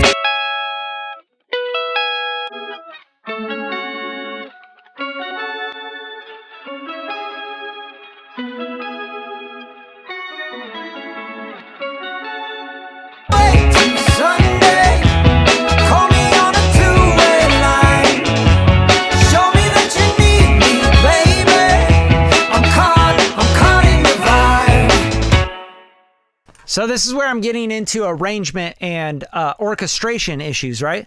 Is that I have this guitar, but I also have these other guitars, and I have these other things in that mid-range area. You know, if you want this to be mixed right, and you want it to sound good, and you want it to feel right, you have to arrange this right. So maybe this part of this guitar, you have to pick and choose, like, do I use this one or do I use the rhythm guitars and the horns, right? So like, for example, let's just mute all these. There's like, you know, bum ba dum bum bum ba dum bum, right? And see what this feels like now with this more bo-da-da, bo-da-da, right? It's a different vibe. Call me on the way to Sunday. Call me on a two-way line.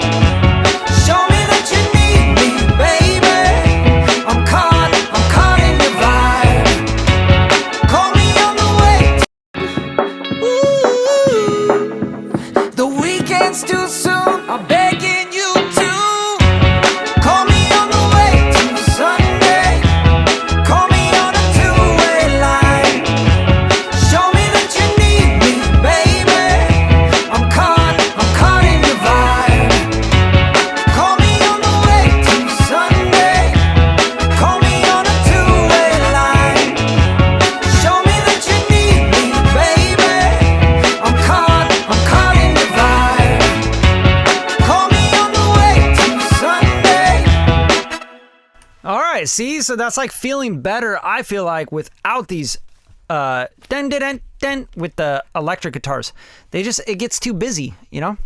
And even this, let's just try muting this and just let the melody be in the vocal. Call me on the way to Sunday. Call me on a two-way line. Show me that you need me, baby. I'm caught in the vibe. Call me on the way to Sunday. Call me on a two-way line. Show me that you need me, baby. Nah, it needs that. It needs a like that shit just makes it super dope. Yeah, another thing for sure, Ice Mike, like that's 100% is like maybe just the last chorus you have all of a sudden like these horns come in, right? Totally what I'm thinking, like maybe a big chorus at the end, you know, a bigger chorus. Doesn't need to be big, but a bigger one, right? But even the horns, like I just like the vibe of them. Like when I take them out, it's almost too R&B and it doesn't have enough soul pop to it. And I'm afraid of losing that, I feel like. So if I do that, I'd have to bring these guitars back in. That's how I feel. Call me on the way to Sunday. Call me on a two-way line. Show me that you need me, baby. I'm caught in the vibe. Call me on the way to Sunday. Call me on a two-way. Call me on the way to Sunday. Call me on a two-way line. Show me that you need me, baby. Yeah, the horns just make it feel more live, more vibey, more like not so pop, if that makes sense. Because I don't want it to go too pop. I want it to be more indie soul. Indie soul would be a good vibe for this, for sure. And then also, what was I going to show you? Is the... Yeah. I think this... I think I was right on this. My initial response was to like keep this low as a texture in the back. I don't think this needs to be like up front on the chorus. It slows the chorus down and like it loses that like bounce, you know? And like, you know, like, hey, yeah, you know, that shit from Outkast. That's kind of the feeling I feel like this needs, like that bounce, you know? So another thing I got going on that I was going to show you is the claps. I want to take these claps and hit these and like hit a different rhythm on some shit on the chorus. And I was messing around with some things, right? Like these snare hits and these claps, and you know, I just didn't finish them out. This was like an idea I was coming up with. Call me on the way to Sunday. Call me on a two-way line. So I don't think I was going to use those snares, but I do like these claps, and I think these are really dope. And I was thinking, oh, maybe I'll do every other one, and then I'll change the claps and like have different layers of claps so it feels more lively and it feels more vibey, you know? And that was just kind of like the concept of this here. Call me on the way to Sunday. Call me on a two-way line. So that's getting there, right? Like those claps are really cool in there. I think with the drums, I need to layer them up and make them feel more live, you know? Like you're in a fucking cool like soul club, you know? And like everyone's dancing and having a good time. Like that's one thing I miss about living in Oakland, you know? It's like I go out in Oakland in the Bay Area and you'd be like having a beer at like a divey kind of bar, and then an hour or two later you'd have like a full band, horns and everything, like playing, and everybody, like the whole place would be dancing. It's just like nobody cared. Like they're just like, yeah, we just want to mess around.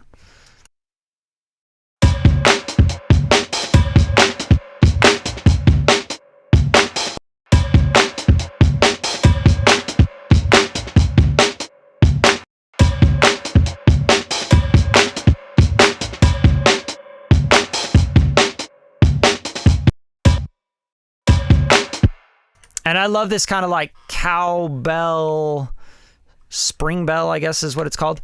I just want to like mess with the pitch of this. So maybe it goes like ba, like it needs to kind of just change a little bit every time it's hit.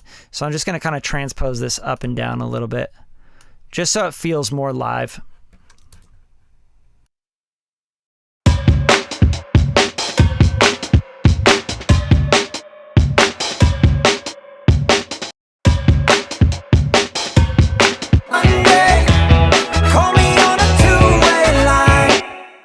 Yeah, and you can always do like these things in melody too, which is really fun with percussion.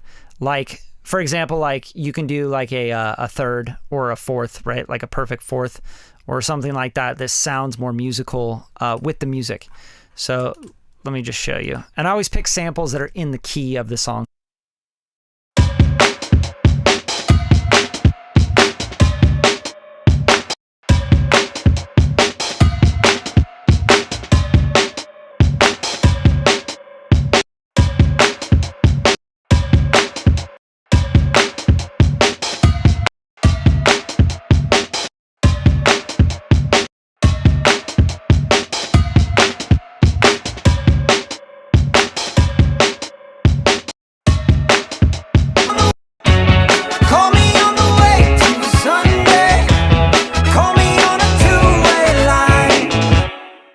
Like, that's kind of a fun thing to do. It's not really presenting itself right, but you could do that with percussion. Like, you know, people do that with toms. You can do that with claps, where the claps, like, you know, even when you clap in the microphone and you're like recording claps, you always try to get like a certain clap, you know, that feels in the feeling of the song pretty much.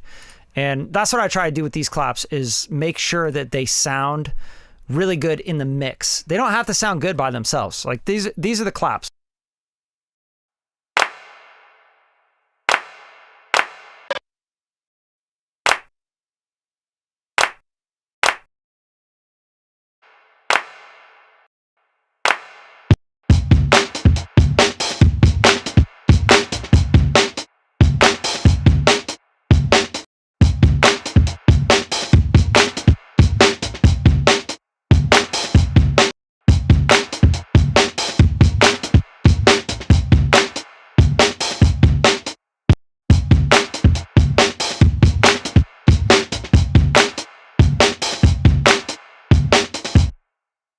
Right? So because I want the chorus to be like upbeat still, I want to plug claps in between those as well.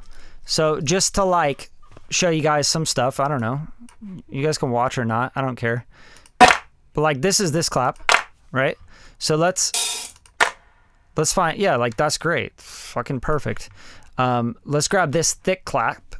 Thick one. It's a thickie. We got a thickie boy. Let's take this one and let's duplicate, Command D. I'll go clap 2. All right, and this is a clap 1. Just want to like make sure I organize a little bit, and then grab these.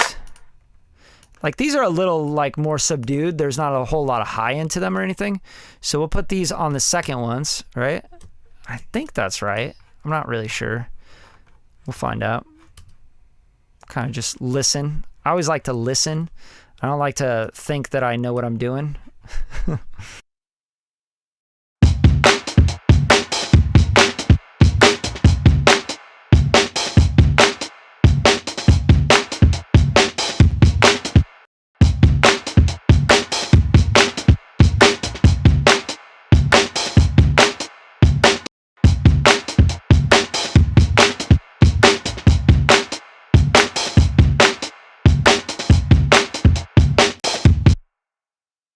Right, and I'll even put like a rhythm to the claps. Like, so I'm getting this like clap, clap, clap, clap, clap, clap, clap, clap, you know? Like there's like a little like rhythm to it. You can even try like putting stomps in there, you know? Something that like gives it these second claps like a little bit more top kind of like crunch, if that makes sense. Like just literally put in stomp, and let's check out this. That's perfect, right? It's like little foot stomp thing. I think this is really dope. And I think like if you add different timbres of different things, it doesn't Like you don't need, like even snaps. You could do like a snap. Snap could be really cool in this. But for now, I'm going to take this playground concrete foot stomp, which is kind of interesting. And we'll put this, like layer this with the second clap, or maybe it's the first clap. I don't really know, but just try it out, you know? And just like layers and textures and timbres that your ear goes, oh, this is different. This is bigger. Like the chorus is more important. There's things going on here that aren't going on anywhere else, you know? Like that kind of thing, like pulls your ear to it, makes you kind of excited about it. Goes, oh, fuck yeah, what's that? That's sick. So I think I'm doing that a little bit wrong, but let's just pop that over here. Check it out.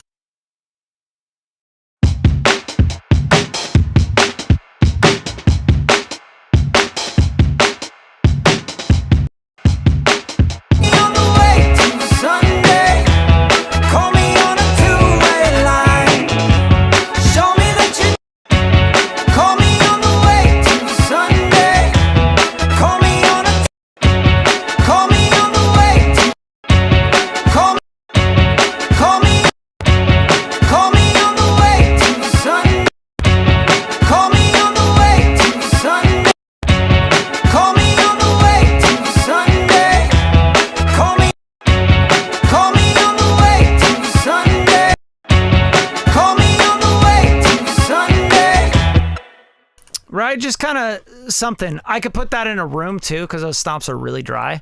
I'm not really feeling the stomps, I'll be honest. Let's go to splice. Let's do like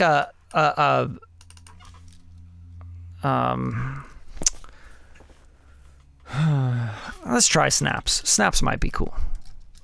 Let's try a snap finger. Ooh, that's great. I love that.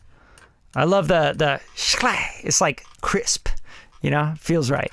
Feels like, yeah, we dancing. Shklang, shlang, shlang-a-lang. Woo! That's gonna make it much more pop, I feel like. We're gonna go into this pop world right now. Let's try it. Let's try it. Fuck it, we'll do it live. Call me on the way. Call me on the way to Sunday.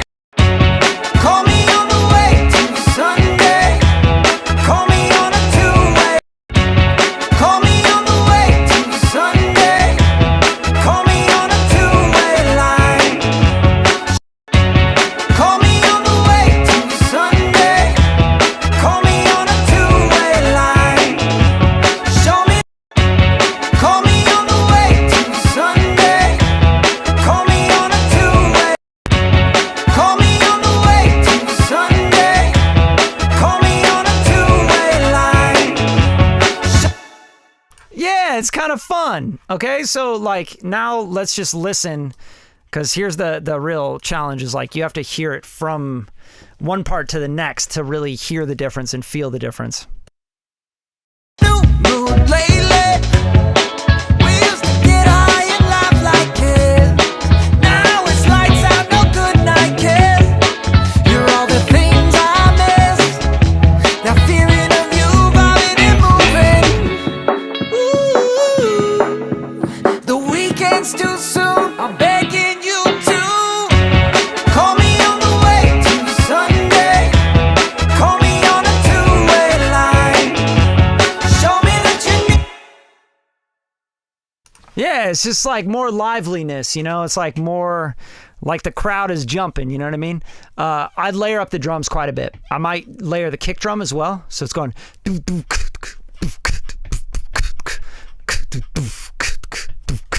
you know, just like a nice punchy, you just got to get bigger in subtle ways, you know? Little crispy claps and snaps, you know? And I even might like do like a, you know what I'm saying? So it's like, I don't know. Maybe we find actually like some snaps like that. Maybe like snaps doing like eighth notes or something. You know what I mean? That could be the ticket right there, my friends. Really could be the ticket right there. All right, let's try it. Call me. Call me on the way to Sunday. Call me on the way.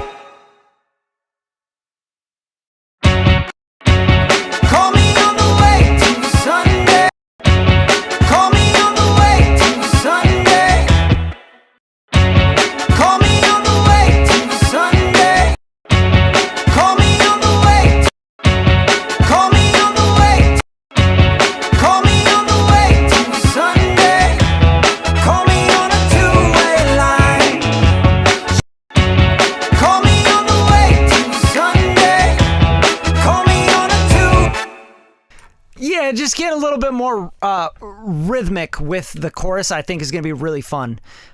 Giving just a little bit more syncopation, a little bit more pacing. And those snaps, that could be like a snap, a loop, right? Like, let's check out loops. And I love Splice, by the way. Like, I don't care what anyone says. I use it for drums only, though. I don't use it for any melodies. That's just my, just me. You guys use it for whatever you want. I just love it for the organization. Like, I am never going to keep my hard drive organized like this. If someone made a program where it just like literally like found all your samples and organized them like this and like made them, I'm not talking about like a plugin or some shit. I'm talking about like literally you like click and it's like loads everything and figures it out for you. Great. But until then, I'm using Splice. I don't give a damn, because I can just go to my sounds library and I can just find everything, anything and everything that I've downloaded and that I own, and I can go back to those sounds. Like, I'm like, oh, I was doing this thing, this like a singer-songwriter thing. Okay, great. I'll come back to these things.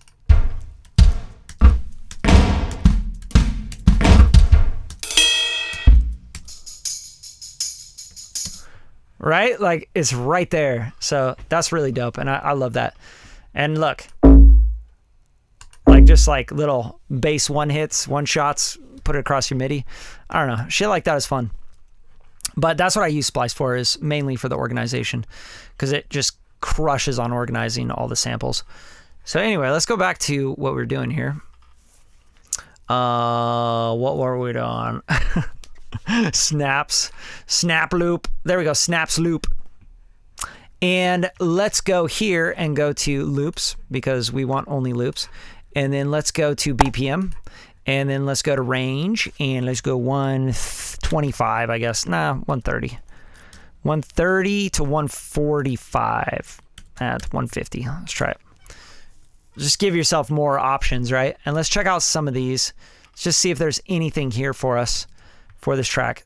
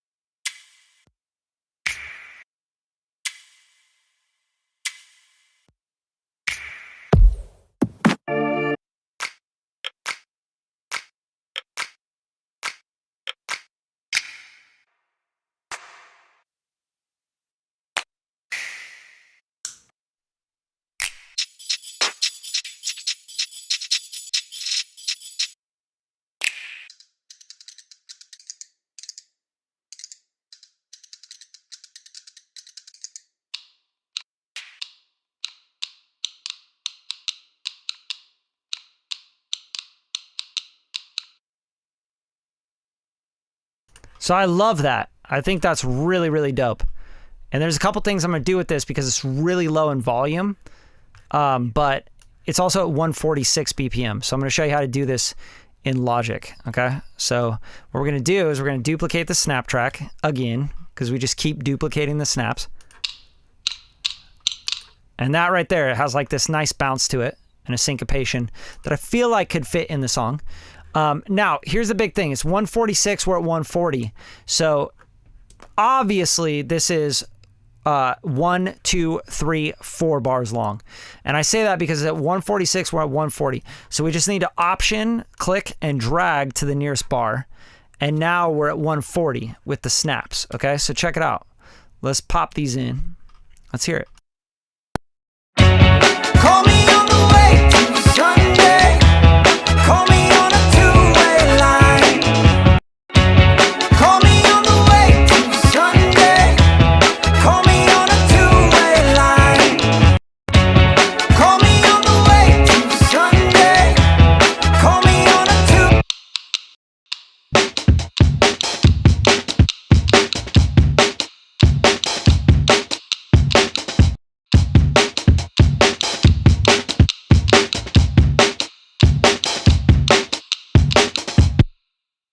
it's so close, and I don't want to sit here and like chop it all up and like move it around on the grid. So I'll just try to find something that fits a little bit better, you know, because I'm lazy. And also, I feel like we can find something that's going to be like a clap loop, right? Where it's going clap, clap, clap, clap, clap, clap, clap, clap, clap, clap, clap. You know, it's like doing a I don't know what that is, but let's just find it.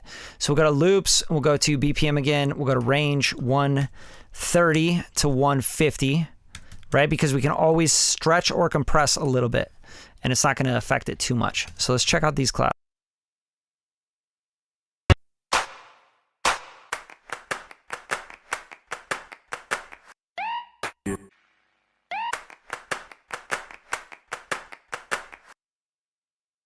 That's like almost the vibe there. It just needs to be more like soul funk oriented. So let's try like going to, yeah, maybe we can find a genre here and we can just hard style. I don't know, maybe organic. Maybe that'll help. Let's see.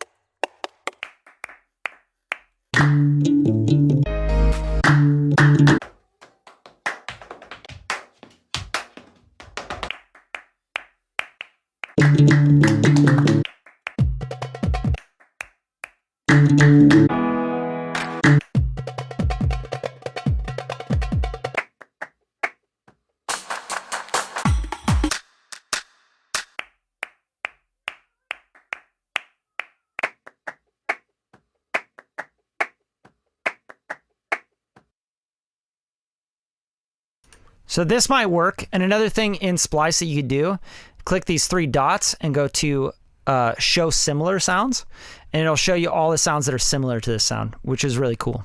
So let's try that.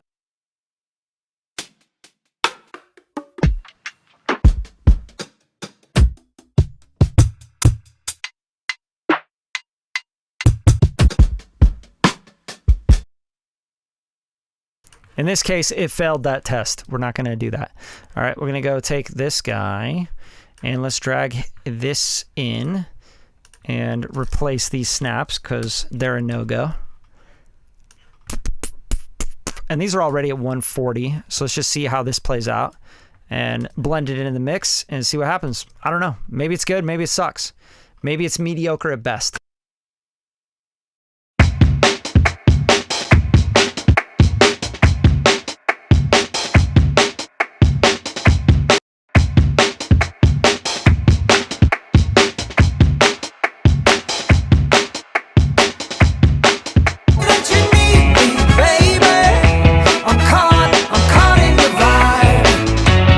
Call me on the way to Sunday. Call me on a two-way line.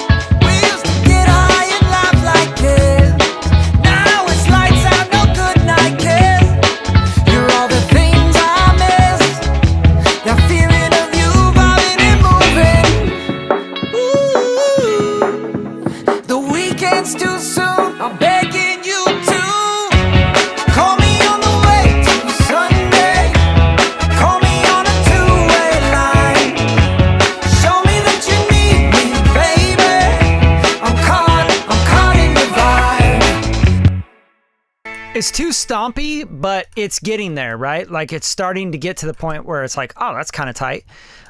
For me, we have to focus maybe on the upbeats rather than the downbeats, right? So right here, let's just move this whole thing over because you can see the harder hits are on the downbeats. But if we shift it, maybe it'll be cool to do like, yeah.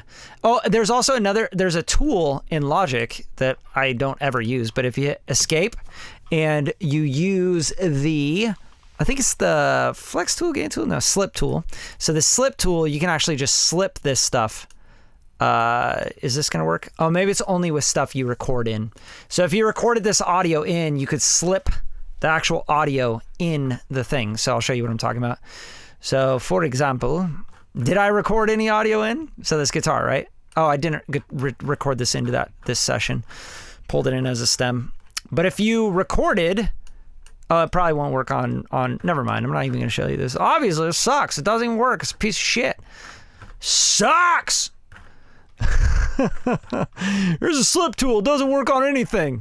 That's why nobody fucking uses it, but cool update. All right. Skipping. All right, so I was going to show you a cool tool if it actually worked, but obviously it just doesn't have a place in this session.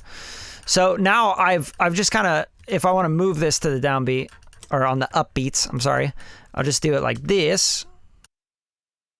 Call me on the way.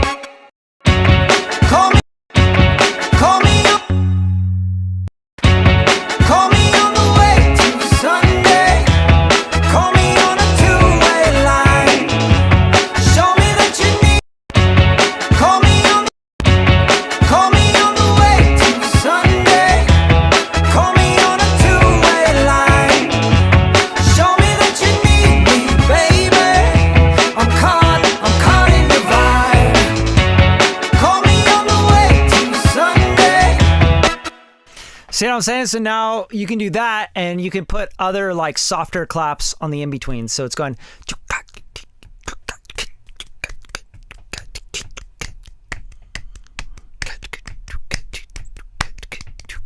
Shit, I might just record the claps. Fuck it.